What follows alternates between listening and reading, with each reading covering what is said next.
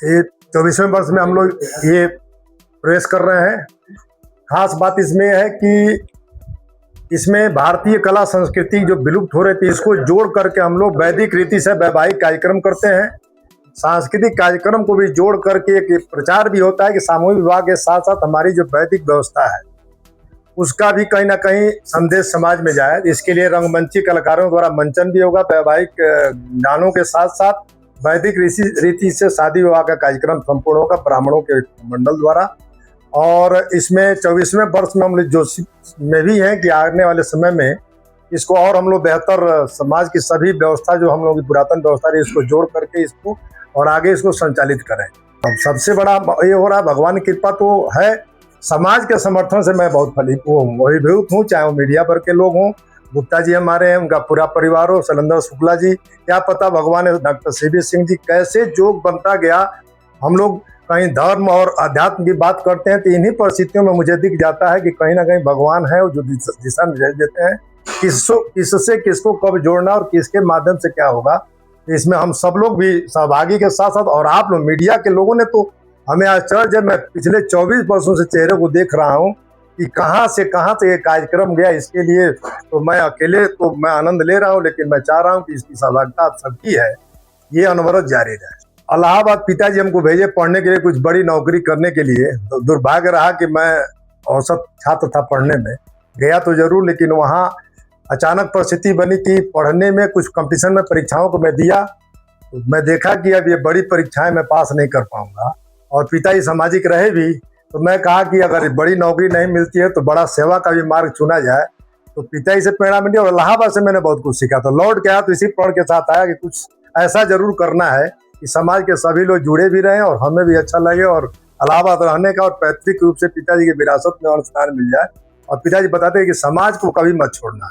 लेकिन मैं हमेशा तमाम बड़े लोगों के प्राचीन काल से अब तक जीवनी पढ़ता रहता हूँ और वर्तमान में सबका संघर्ष में देखता भी रहता हूँ। अब मैं इसकी चिंता नहीं करता जी, सफलता का नहीं चिंता नहीं करता। जब मेरे साथ समाज है, समाज के लोग हैं, ऐसे लोग हैं, आप लोग हैं, तो कोई बहुत करेगा तो ईर्ष्या बस कुछ अपना जो भी उनके उससे कोई अब फर्क पड़ने की स्थिति में नहीं हुआ।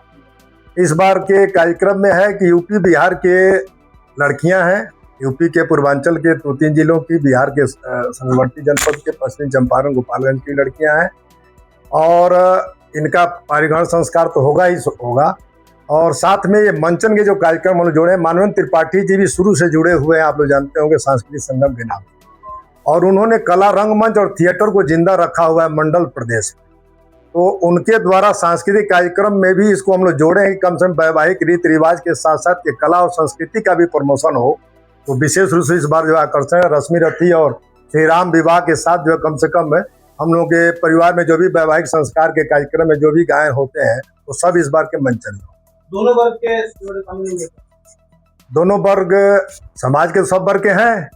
हिंदू मुस्लिम में पिछले मुस्लिम वर्ग की लड़कियां आती रहती थी, इधर क्या पता तमाम कोशिश करने के बाद पिछले 2 वर्षों में 3 वर्षों से 3 साल से अब मुस्लिम तमाम, जैसे हमारी कमेटी में मुसलमान वर्ग के भी लोग हैं, उन लोगों के कहने के बाद भी अब क्या परिस्थिति इधर बनी है और तमाम प्रयास भाई इधर 3 वर्षों में अभी मुस्लिम वर्ग के परिवार के बच्चियां नहीं आ पा रही हैं। लेकिन हम लोग आगे कोशिश करेंगे अगले वर्ष में कि 4 या 5 मुस्लिम वर्ग को किसी रूप में सरकार द्वारा जो है शादियां जो सामूहिक कराई जाती है उनमें और आप दोनों में क्या डिफरेंस?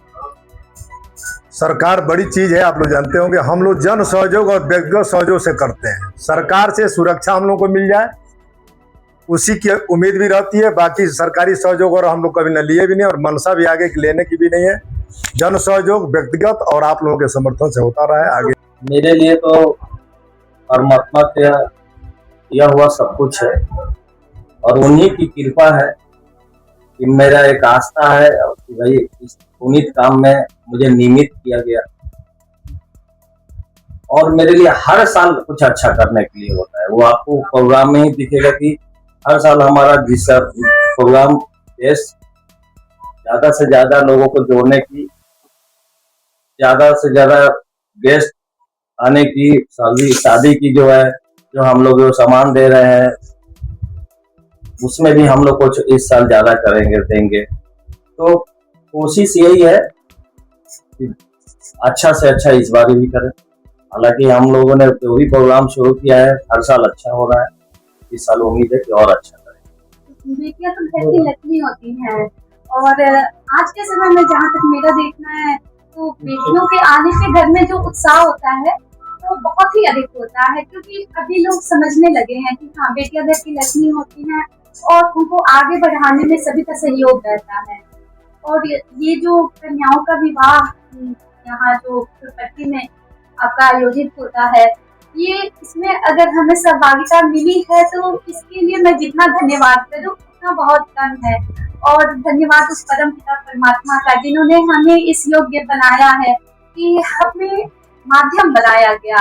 और जहाँ तक मैंने जाना है कि करने वाले भी वही हैं और कराने वाले भी वही हैं, तो हम तो बस निमित्त हैं और हम चाहते हैं कि बेटियां बहुत आगे बढ़े, इस समाज का नाम रोशन करे। देखिए, यह कार्यक्रम समाज का है और सीधे सीधे परमात्मा के द्वारा आयोजित कार्यक्रम है। मैं पूरी तरह से आदरणीय कंचन गुप्ता जी की बातों से सहमत हूँ कि यह ईश्वरीय प्रेरणा है जो शाही जी में आई और हम सबको जोड़ के इस कार्यक्रम में एक जो अनुभूति होती है वह हम व्यक्त नहीं कर सकते। यह निश्चित रूप से बहुत ही शानदार और बहुत ही अच्छा कार्यक्रम है जो हम लोग कुछ कर पा रहे हैं और कुछ किया जा रहा है तो उसको कहना भी बहुत अच्छा नहीं हमको लग रहा है कि उसको हम कुछ कह पाएं। आप सभी को बहुत बहुत धन्यवाद जो आप लोग ऐसे कार्यक्रमों को प्रोत्साहित करते हैं और समाज में एक दिशा देने का कार्य करते हैं। इसी के साथ साथ मैं आप सभी पत्रकारगण को, चाहे वो जिस भी मीडिया से हो, इलेक्ट्रॉनिक मीडिया, प्रिंट मीडिया और भी जो भी हैं, मैं सबका आह्वान करता हूं कि आप निश्चित रूप से अगर आप YouTube भी चलाते हैं उसमें भी आप अपना योगदान दे रहे हैं तो आप लोग आवें और हम सभी मिलकर इन बेटियों की शादी में सहभागी बने। आप सभी को बहुत बहुत धन्यवाद।